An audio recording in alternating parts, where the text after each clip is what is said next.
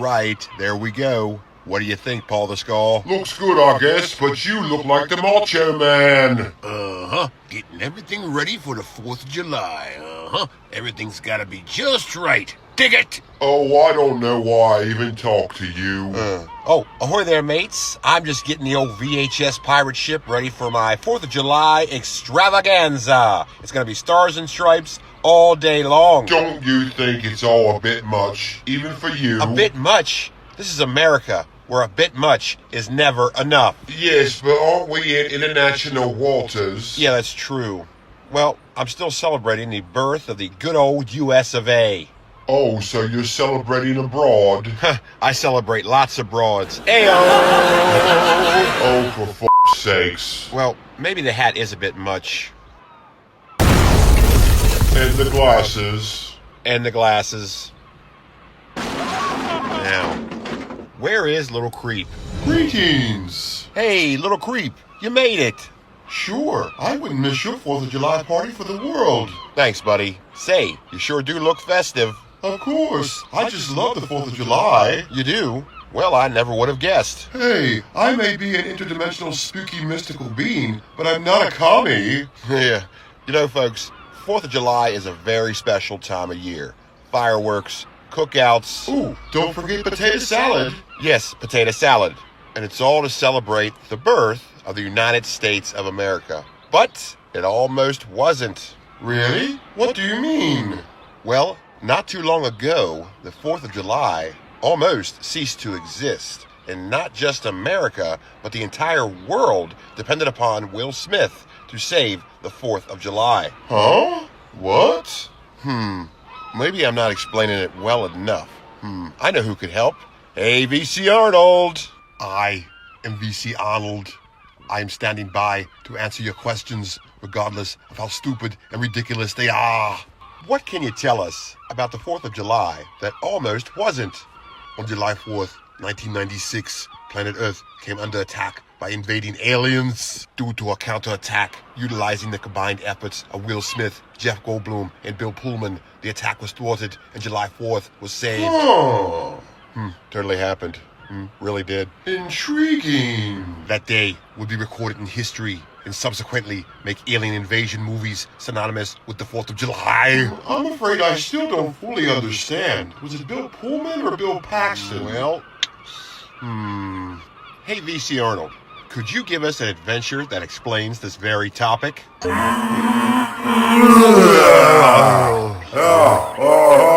Episode rendering. All right, this ought to help, Little Creep. Oh, goody. This'll be fun. Okay, mates, let's go on an alien invasion adventure and take a look at the movie that did indeed make the concept synonymous with the 4th of July, and the movie whose VHS slowly became the world's most commonly found thrift store find. Let's take a look. Attention, crew of the VHS pirate ship. Your vessel is now mine. Friend of yours? Me? I thought you knew him. Silence! I am Baylock, commander of the Pacerius. Wow, it's an alien. Yes, I am what you would call an alien. I have captured your vessel. Escape is impossible. Wow, this is a pretty severe situation. Yeah, seems pretty Pacerius. Silence! Your Earth wit will not save you. Escape is impossible, as I have said before. What do you want? Your presence is demanded upon my ship. If you do not comply, your vessel and your crew will be destroyed. Oh man, I can't. I just got the grill all fired up and the coals are just right. And what about the potato salad? And Little Creep wants potato salad? Silence! You will comply or be destroyed. All right. I'll make first contact with alien life and save the crew of my ship. Big deal. Are you happy? Yeah, what a total drama queen. Yeah. Prepare to beam aboard. How do we prepare for that? I don't know. I mean, I don't know how not to.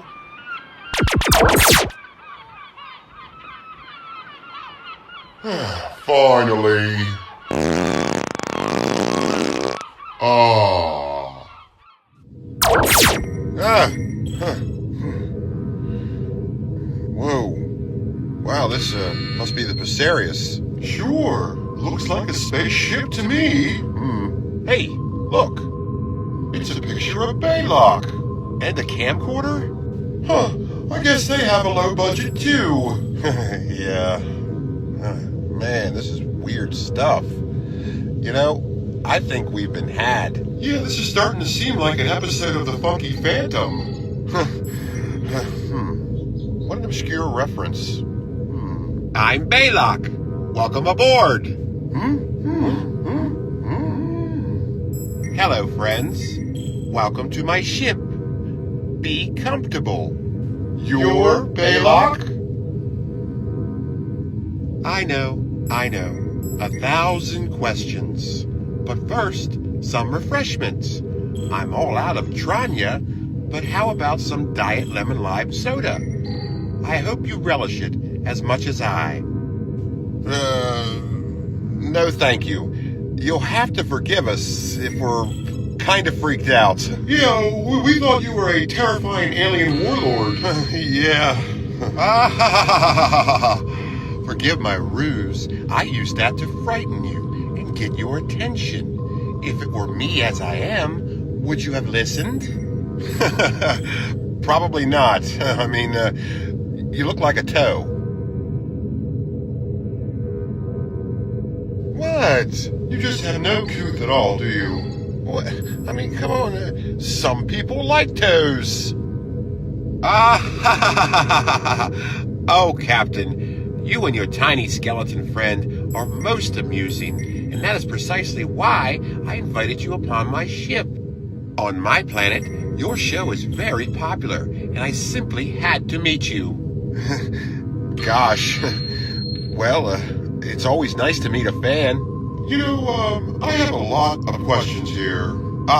You mean like how this is supposed to be an episode about Independence Day, and yet we're doing a pretty obvious Star Trek reference? Yes, among others. I would be honored if you were to watch your new adventure with me here on my ship. Well, I don't see why not. Do you, little creep? Can I have potato salad? Sure. Well, mates, looks like we're hanging out at Baylock's. Enjoy today's adventure. Happy July 4th and happy birthday, America. Yo ho ho. Time for the show. Yar. Yar.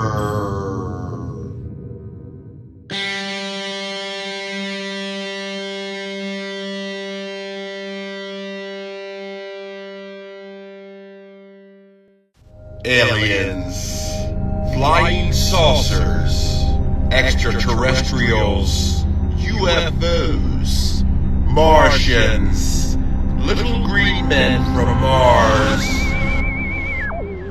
Okay, that's enough. You get the point. Yes, aliens, human beings have always been fascinated with the concept of extraterrestrial life. Now, is that fascination well-founded? Well, that's not for me to judge. But I will say that we as human beings are obsessed with the notion of aliens. And in fact, we seem to take this notion a step further and prefer our alien experiences to be a bit more interactive with the concept of alien invasion.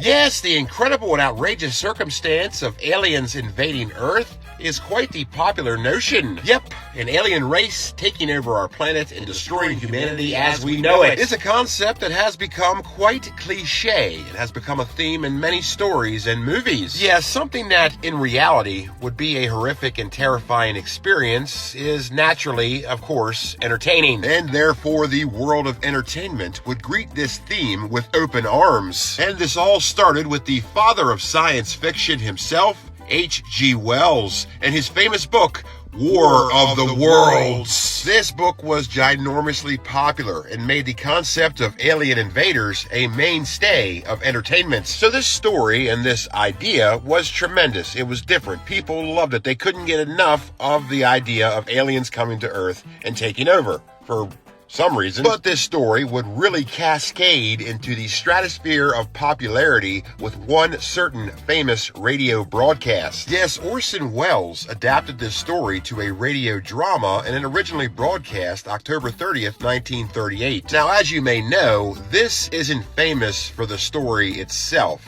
but rather for the commotion it caused. Yes, it was all sorts of Halloween fun as the country listened to this broadcast and was terrified because they were convinced it was real and planet Earth was being invaded by aliens. It has been said that radio is theater for the mind, but this has taken it a little too far, don't you think? But once everybody settled down and realized they had been duped by a very well-performed and very convincing radio broadcast, well, everybody had quite a laugh in what would be one of the most important moments of radio history. Now, later on down the road, it was said that most of the panic was exaggerated by certain newspapers who were seeking to discredit radio as a media format. Yeah, we forget that back in that time, radio and newspapers were rivals, and each one was always trying to outdo one another in order to be your main media resource. So you got a radio broadcast that convinced everyone that there was a Martian invasion taking place,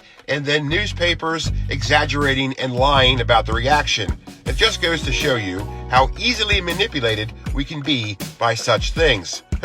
Really makes you think, but that's none of my business. But anyway, though there was some panic invoked by this radio broadcast, it certainly wasn't on the scale that history would have us believe. But regardless, that is what this radio drama is famous for, and it certainly skyrocketed the popularity of War of the Worlds. And it was only a matter of time before this story made it to the big screen. Yes, the popularity of this story would not stop and would continue to grow throughout the decades, giving us several different film adaptations, the first and most famous being released in theaters August 13th, 1953.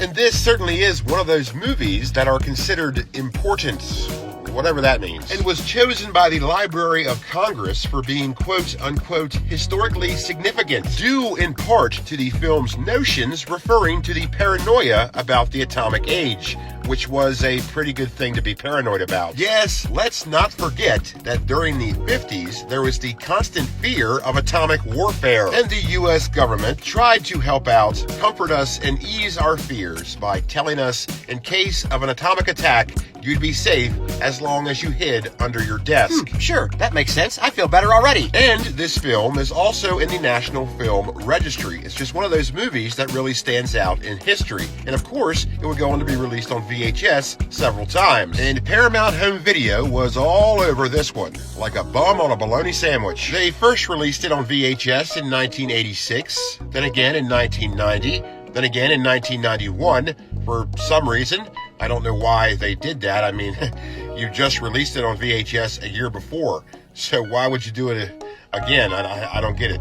Oh well, it's their money. And they even released this rare sleeve variant. You know, it cost a lot of money to produce and distribute VHS tapes. I mean, I know it's Paramount and all, but geez, they had to be hemorrhaging money. And they would release it one final time in 1996. So, since this is VHS of an old sci-fi movie, certainly it must be worth a lot of money. It must be pretty expensive to get nowadays. Perhaps it follows the same formula as old horror movie VHS and commands a steep price. Or Perhaps not! yeah, apparently it doesn't work the same way because you can find any of these distributions for dirt cheap. 7 buckaroonies seems to be the average, even for the first distribution. And you can find some for as cheap as 3 buckaroonies. So what's going on here? I mean, hell, I found the 1990 distribution in a thrift store for $0.25, and I thought I got pretty lucky. Thought I had a pretty good find, but I mean, compared to the other prices that they're going for nowadays, I don't know, I don't feel as lucky. Well, the thing is, they made a shitload of these. All of these distributions were produced on a massive scale. I mean, clearly, Paramount was not too concerned about spending too much money on this. And let's be honest, why not? Why not spend a lot of money on this? I mean, War of the Worlds is a good movie. It's a popular movie. It's a movie and a story that would give us an all-new subgenre of entertainment, an alien invasion. And there are plenty of movies that demonstrated the alien invasion concept, including one that would breathe new life into the alien invasion thing and reign supreme throughout the mid-90s. And today, we're going to take a look at some alien invasion movies and spotlight the movie that tells the story of how Jeff Goldblum and Will Smith saved the world from Martian invaders. Because it's today's adventure. Welcome to Earth, the Captain Adams VHS pirate ship Independence Day special.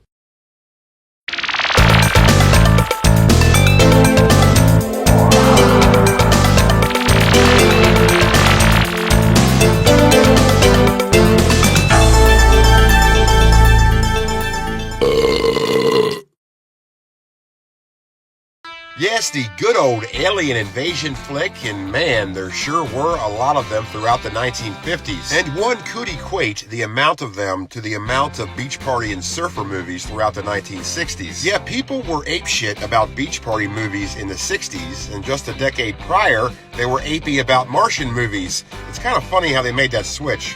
So the 1950s certainly made the alien invasion movie a thing, and though this new subgenre was it was made popular by War of the Worlds, it wasn't the first alien invasion movie of the 50s. No, there was The Day the Earth Stood Still, which was released in theaters September 18th, 1951. And though this is a sci-fi classic, I suppose it's not really an alien invasion movie. I guess it's more like an alien visitation movie. Mom, the aliens are here! And it does not involve aliens, but instead just one alien and his weird robot friend, who is named Gort, and the story revolves around Klaatu, a Martian who looks suspiciously human. Yep, an alien race who comes from the other side of the galaxy, looks just like human beings. Yep, totally believable. Anyway, Klaatu the Martian comes to warn Earth about the dangers of atomic warfare, and that if we humans don't stop fucking around with atomic energy, he didn't really say that, but that's what he meant, then his people will be forced to destroy Earth, which pretty much means that humans now had a power they didn't completely understand, and therefore put the entire universe at risk, and Klaatu's people would neutralize the threat if need be. So it's kind of an alien invasion flick, more like the threats of an alien invasion flick, I guess. I'm not really sure. And Klaatu is really polite the whole time, so it's like a nice alien invasion flick kind of thing. It's more like a morality play about the dangers of atomic energy, which I had said earlier was a pretty damn big deal throughout the 50s. So whether you want to call it a morality play, you want to call it an alien invasion flick, or a nice alien invasion flick, or an alien visitation flick, either way, this is an important movie. Because really, this was one of the first major times that Hollywood put an alien on the big screen, even though that alien looked like a human. But, you take what you can get, okay? And it's also quote-unquote important because, as I had mentioned, it warns about the dangers of atomic energy, much like War of the Worlds. Or rather, War of the Worlds is like this, because this came out before War of the Worlds. Yeah. And much like War of the Worlds, this film was also deemed historically significant by the Library of Congress and placed in the National Film Registry. So if you just so happen to think that movies about alien invasion are not a big deal, just remember that there are 2 of them in the Library of Congress. Whoa. And of course, a movie that is so historically significant would find immortality on home video. It would first be released on VHS and Beta by Magnetic Home Video in 1978. Kinda hard to believe, ain't it? Yeah, I know. I had the same reaction myself. Now, we tend to think of VHS and Betamax as objects from the 80s, and they are, but we gotta keep in mind that both of these got their start in 1976, which makes the Magnetic Home Video distribution not only the first home video distribution of The Day the Earth Stood Still, but one of the first home video distributions ever. So that's pretty neat. And even though magnetic home video was one of the purveyors in home video distribution, they would eventually be bought out by CBS Fox Home Video in 1982. And with that buyout came all the home video licenses that magnetic home video previously had, including The Day the Earth Stood Still. And CBS Fox Home Video would re-release it in 1984, and again in 1991, only this time it came with some pretty hip cover art. Hey kids, you wanna be cool? You wanna be hip? Well, of course you do. Well, check out this new VHS. VHS! It's VHS of the day the earth stood still. VHS of the day the earth stood still. That's right, kids. Be cool. Ignore your parents. Stay out late. Drop out of school. Be hip. Buy this new VHS. VHS of the day the earth stood still. Oh, yeah! All right, that might have been a bit excessive. Okay, I'm sure that's not what they were going for. All right, let's not be smart asses here. Okay. And the 1984 distribution and the 1991 distribution are rather easy to find today and go for pretty cheap. And even the 1978 magnetic home video distribution is rather easy to find and seems to go on average from anywhere between 15 to 25 bucks, which is rather cheap considering that this is one of the first VHSs to ever exist. I mean, you would just think that would make it be worth more, but it doesn't work that way, I guess. Yeah, there seems to be a lot of confusing aspects about VHS collecting. There really is no market. It seems like the value depends on how much someone is selling it for and how much someone is willing to pay for it. And that sounds both very obvious and convoluted. So movies like War of the Worlds and The Day the Earth Stood Still are films that have very subtle and metaphoric titles. The Earth never stood still. If it did, we'd all go flying. Yes, there are movies where the title does not tell you what the movie is about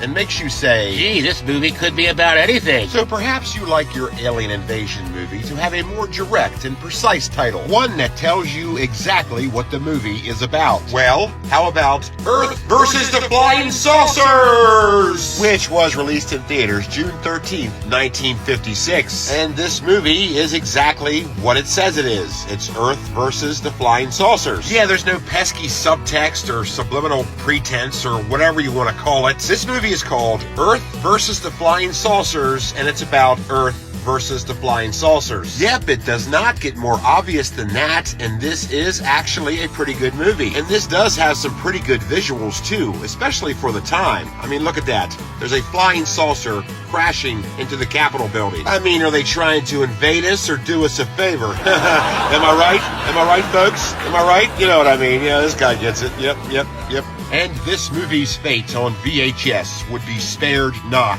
What? It would be released on VHS by Good Times Home Video in 1989, and it would be released again in 1996 by Columbia TriStar Home Video, and as you can see, they didn't bother changing the cover art very much. Oh, we appreciate all your effort. Yeah, they just removed the people and left the background as it was. I mean, come on, you could have done a little better than that. Your Columbia TriStar Home Video, for fuck's sakes. Or, I don't know, I'm just spitballing ideas here. I mean, you could have used the original poster. Yeah, what gives? So let's move on to an alien invasion movie that's rather subtle in its invading alien premise with Invasion of the Body Snatchers, which was released in theaters February 5th, 1956. And I say it's subtle because it's an alien invasion flick that does not involve attacking hordes of Martians or armadas of UFOs. Instead, it involves spores sent from outer space by aliens. Yeah, good thing they weren't sent through the post office, or else we'd still be waiting on them. Am I right?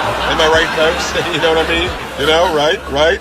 And these spores would replicate the human race, replacing them with emotionless imposters, with the aliens' ultimate goal being to eventually dominate planet Earth, which does seem like a very effortless way to take over planet Earth. I mean, you wouldn't have to waste money on space fuel or anything like that. And this movie was a big hit. It would go on to be a cult favorite, a science fiction classic, and be a landmark in outrageous science fiction movie titles. And speaking of that, this is another movie with a very direct title. It's called Invasion of the Body Snatchers, and I'll be damned if it's not about Invasion of the Body Snatchers. And this would go on to have a remake in 1978 and another remake of sorts in 1993. And remember earlier when I said that there were 2 alien invasion movies in the Library of Congress?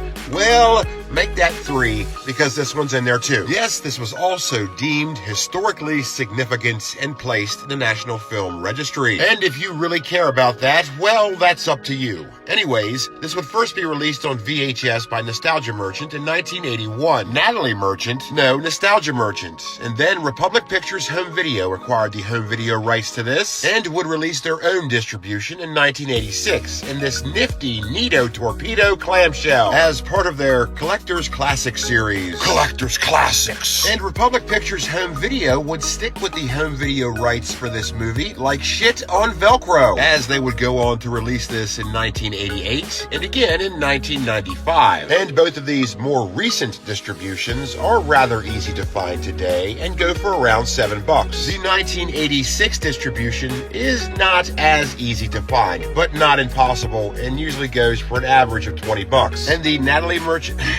Nostalgia Merchant distribution, well, that's not quite easy to find either. It's not impossible to find it, but you're getting pretty close to impossible. But just because something's almost impossible to find today does not mean it will be tomorrow. Yeah, things seem to pop up out there on the high seas of the internet, so always keep checking. You never know. And what about the 1978 remake? MGM Home Video would grab hold of the home video distribution rights to this and release it in 1983 in their famed book box. Okay, and here's what's weird about this. This was released in 1983 by MGM Home Video, right? Right. But apparently that was only in the US because outside of the US, this was released a year earlier in 1982 by Warner Home Video. What is going on there? Well, I probably could find out rather easily with just a little research, but I'm not. And MGM Home Video would go on to release this again in 1988, again in 1992, and again in 1997 as part of their Contemporary Classics Collection. Contemporary Classics Collection. And they would release it one more time in the year 2000. And this distribution was part of their MGM Movie Time Collection. And all of these distributions are relatively easy to find today and rather cheap, with the exception being the book box distribution, which I can't find this thing anywhere. But again, it could pop up somewhere tomorrow, so, I don't know. This 1978 remake plays out more like a horror movie than the original did, and I believe that the cast in this movie does not get enough recognition. Sure, Donald Sutherland is in this. We all know that. He gets the most credit for his role in this film. But I think we all tend to forget that Jeff Goldblum and Leonard Nimoy are also in this. And it sure is neat to see them all in a movie together. So War of the Worlds, The Day the Earth Stood Still, Earth versus the Flying Saucers, The Invasion of the Body Snatchers are just some examples of alien invasion movies. There are plenty more where that came from. And they expand past the 50s and into the modern era, especially in the mid-90s where the genre was reborn. And we'll talk all about it when we come back. Don't touch that dial, me hearties. Captain Adam's VHS pirate ship. We'll be right back.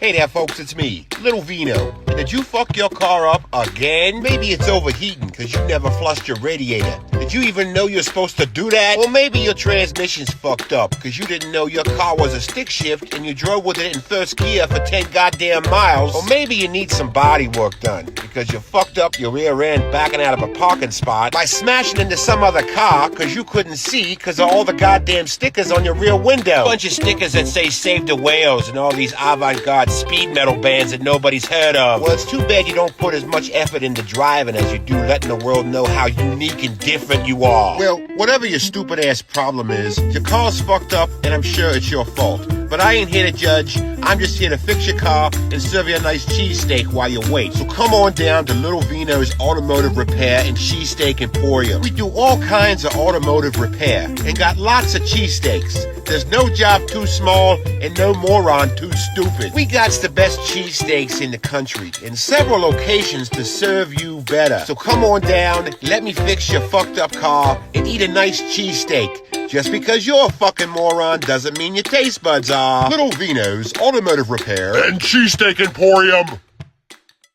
Attention, attention, stop what you're doing right now. If you've done anything in life, you might have been exposed to metagonic and you may be entitled to compensation. That's right, you. Yes, you. You may have been exposed to metagonic. If you have to ask what it is, you've probably been exposed to it. You're sick as shit, and you may be entitled to compensation. If you've done anything in life, you may have been exposed to metagonic. You. Yes, you. You watching this, you may have been exposed to metagonic and you may be entitled to compensation. Call the law offices of Dillon and Triceratops today. You may have been exposed to metagonic and you may be entitled to compensation. Call the law offices of Dillon and Triceratops today. That's 1-800-TRICERATOPS. That's 1-800-TRICERATOPS. You may have been exposed to metagonic and Dillon and Triceratops is here to help. Call today. Yeehaw! It's summertime down at Cowboy Pork Chops, Choke and Puke Family Restaurants. Come on down and try our new sizzling summertime menu. I'm grilling up all your summertime favorites, so come on down and get yourself a skinless hot dog, hot or cold, your choice. Only $5. Or get yourself a colossal cob of street corn. But this ain't no highfalutin street corn you get from them fancy pants food trucks that college kids like so much. No, this is corn that was in the street. Get it? Only $5. And as always, get our world famous fried fart basket, still only $5. And get a free Cat Math toy with the purchase of any Little Buckaroo Kids meal. So come on in and try our new sizzling summertime menu down here at Cowboy Pork Chops, Choke and Puke Family Restaurant. That's right on the corner of Route 25 and Get a Whiff Boulevard, right beside Bill's Dirty Mattress Alley. Yeehaw! Cowboy Pork Chop not responsible for death or illness. We now return to Captain Adam's VHS pirate ship. So the 1950s and alien invasion movies would go together like proverbial peanut butter and jelly. This is due in large part to the 50s being a hotbed of geopolitical activity. And most of these movies would have underlying messages. War of the Worlds and The Day the Earth Stood Still would warn about atomic warfare. And the invasion of the Body Snatchers was said to be a Cold War hit piece warning about commie invaders. And the same would be said about other alien invasion movies, but it might have been just filmmakers riding the wave of a commercially proven genre. And we, as human beings, have a tendency to overthink things, very silly things, like Invasion of the Saucermen, which was released in theaters June 19th, 1957, and it looks like we're sticking with the movies with direct titles thing because this is pretty direct. As the name implies, this movie is about an invasion of saucermen. Space saucermen. Alien space saucermen. Alien space saucermen with big old Brussels sprout heads. And these produce craniumed fellows would go on to be the archetypal image of Martian invaders through many different aspects of popular culture. And for the time, they were pretty terrifying. In fact, they still are pretty terrifying. In fact, even more, they look better than most CGI nowadays. This film is pretty silly, and the jury is still out on whether or not this was intended to be a parody of itself. Regardless, this is still a memorable film, and what's neat is that this stars Frank Gorshin. Yes, the man who would be best known for portraying the Riddler in the Batman television series. And really, is there anyone else who could have played a better Riddler? No. And if you say Jim Carrey, we're not friends anymore. We're not friends anymore. Frank Gorshin was made for that role, and when you think of the Riddler, you think of him. It's kind of like Terry Camilleri's performance as Napoleon in Bill and Ted's Excellent Adventure. I mean, I can't think of Napoleon without thinking of that guy. Yes, he was the perfect Napoleon, and Gorshin was the perfect Riddler. Now, there were a few Batman episodes where Gorshin wasn't available, and John Astin substituted for him. And he, of course, is best known for his portrayal of Gomez Addams on the Addams Family television show. And he didn't do a bad job as the Riddler. It's just that, well, he didn't shave his mustache. So it seemed like it was Gomez Addams pretending to be the Riddler. I don't know. Now, for some reason, mustaches and villains from the Batman television show would be a thing because Cesar Romero, the man who portrayed the Joker, refused to shave his mustache. So they just put makeup over it, and if you look real close, you can see it. But his performance was so good that no one gave a shit. Now, what the hell was I talking about? Frank Gorshin. He was also known for his role on that one episode of Star Trek about racial tolerance where he portrayed an alien. Yes, folks, that's an alien. And in Invasion of the Saucermen, he portrays a drunk that eventually dies of alcohol poisoning. So, that happens. And what's weird is that the aliens actually caused this to happen.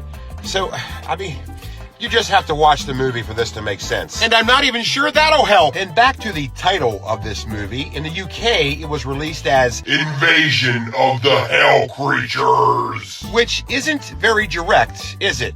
I mean, hell creatures implies that they're from hell. They're not from hell, they're from outer space. I mean, maybe a metaphoric hell because they're mean? I don't know.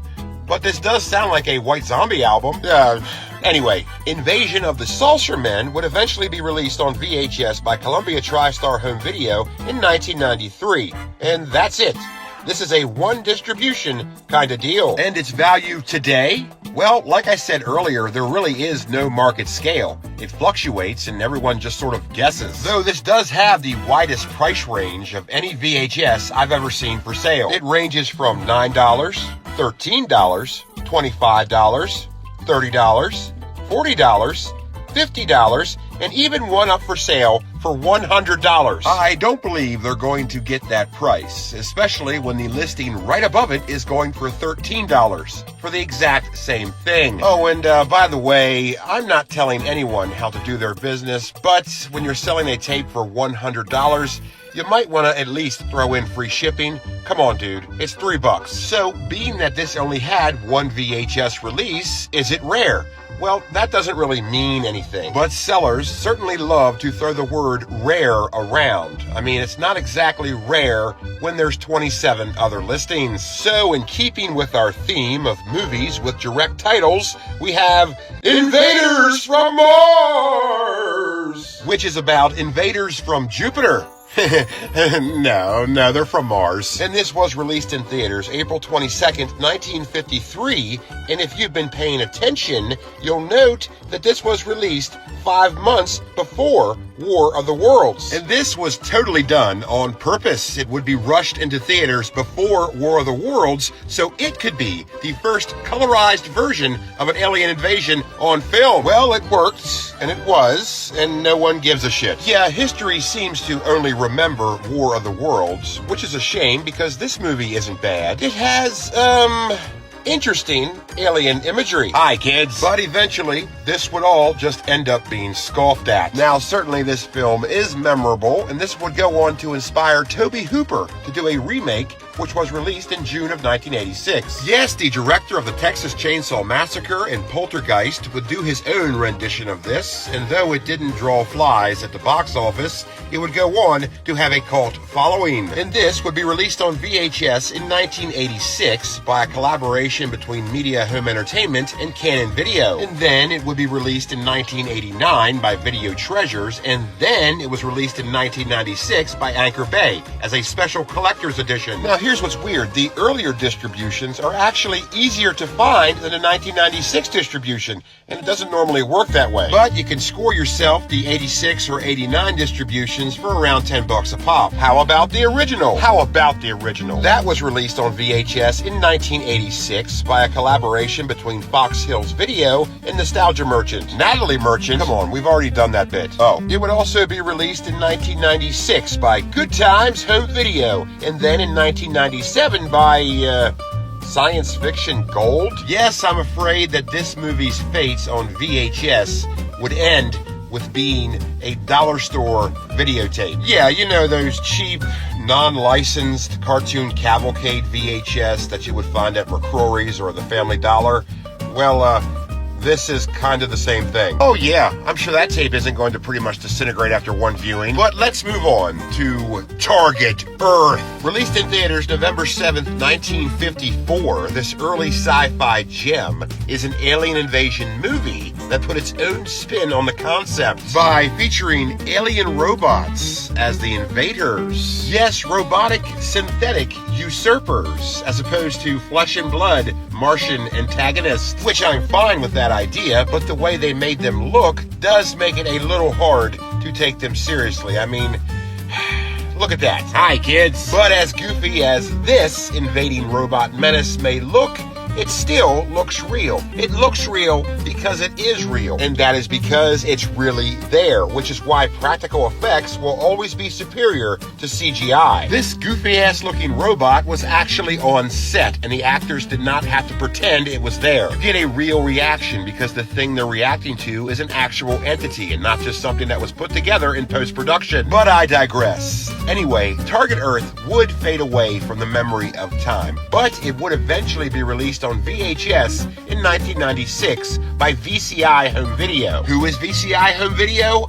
I don't know, but they would release it again in 2003 as a special widescreen edition. So this movie would start off its life as a potential sci-fi classic, slowly be forgotten about, and then be put on VHS as a bothersome afterthought way into the 1990s. Kind of depressing considering that this was somebody's vision. This was somebody's dream, and I guess it just didn't connect. But I think it's still worth a watch, and if you want to find these for your VHS collection today, either of these distributions are easy to find and go for around $5. And then we have some alien invasion movies that really aren't alien invasion movies because they only involve one alien. And for one reason or another, these movies are always lumped into the other alien invasion movies that we've talked about so far today. And I don't know, it just seems like you can't have an invasion with just one person or alien. You know what they say, two's a crowd, but one is not an invasion. People say that? No, but they totally should. And the number of marauders is the distinguishing factor between an invasion movie and a monster movie. Or at least it should work that way. So, much like The Day the Earth Stood Still, these are some alien invasion movies that only feature a solo alien. Movies such as The Thing from Another World, which was released in theaters April 6, 1951, and is not to be confused with The Thing from a Different World, a science fiction crossover featuring the 1987 Cosby Show spinoff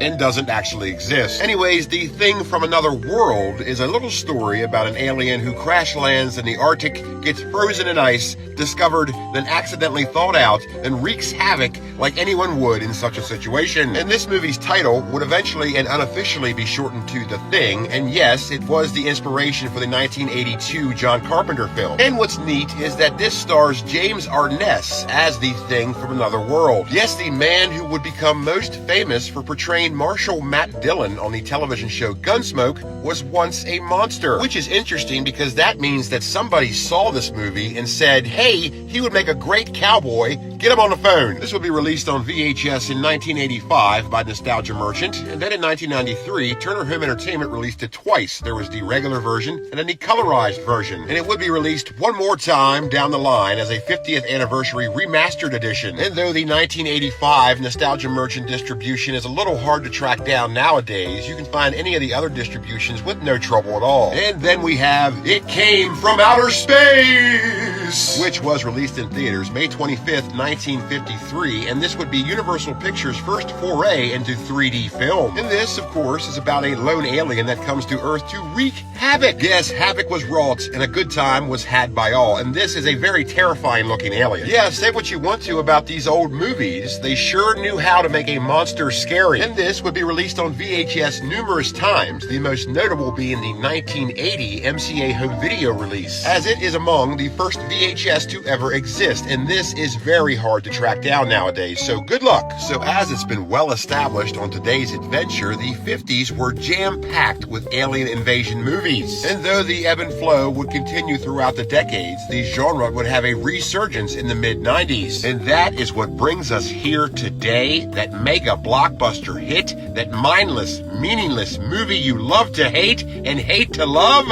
Independence Day, which was released in theaters July 3rd, 1996, and this movie was a huge deal. This movie was everywhere. They pushed the shit out of this, and just like the summer of 93 was all about dinosaurs due to Jurassic Park, the summer of 96 was all about aliens due to this movie. And if you recall, many of the movies that I talked about today had VHSs that were re-released in 1996, and this was in no doubt a way to capitalize on the new newfound popularity of alien invasion movies, because they would have taglines like the original invasion or the original UFO classic, which pretty much says, hey kids, do you like Independence Day? Well, you'll love this. And even a forgotten and obscure movie like Target Earth would have a VHS release in '96. Yet Target Earth was not released on VHS prior to that year. Distributors were just digging up old alien movies and just throwing them on store shelves. Hey, I would have done the same thing. It's very clever marketing. It's interesting that Independence Day would have such a ripple effect, and this movie would become one of the epitomes of the summer blockbuster. It was made on a budget of $75 million and took in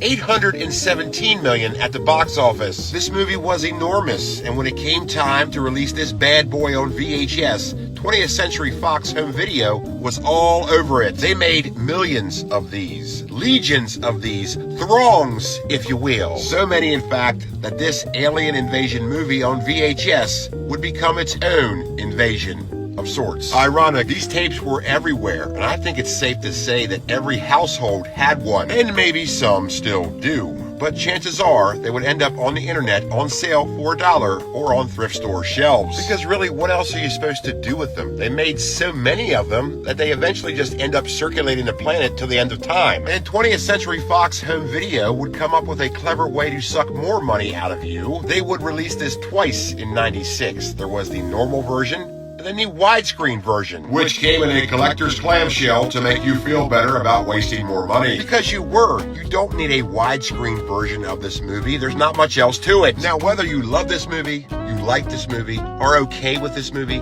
could give a shit less about this movie, or hate this movie, you remember it. And even if you're one of the very few that hasn't seen this movie, you still know what it's all about. It's infectious. It gets into you. Like air herpes. Is that a real thing? No.